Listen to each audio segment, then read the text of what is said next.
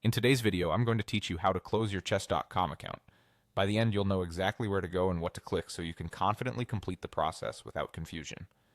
Before we begin, keep in mind that closing an account is typically permanent. Your profile, games, stats, friends list, and messages may be removed, and you likely won't be able to recover them later.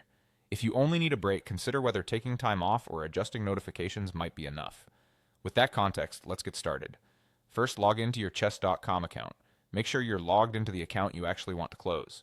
It's a good idea to pause for a moment here and think about any ongoing tournaments or active correspondence games, since closing your account will end your participation.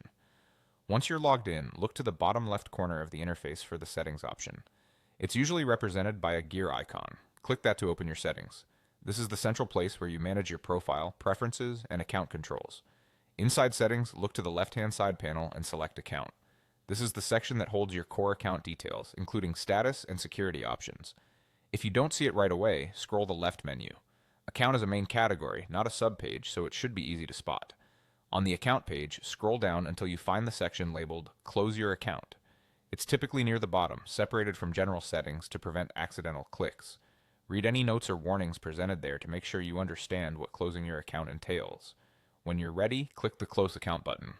From here, follow the on-screen prompts to confirm your decision. You may be asked to verify your identity and acknowledge that the action can't be undone. Take your time with these steps and double-check that you're proceeding with the correct account. Once you confirm, the system will complete the closure process. That's all there is to it. Log in, open settings, choose account, scroll to close your account, and then click close account and follow the prompts to confirm.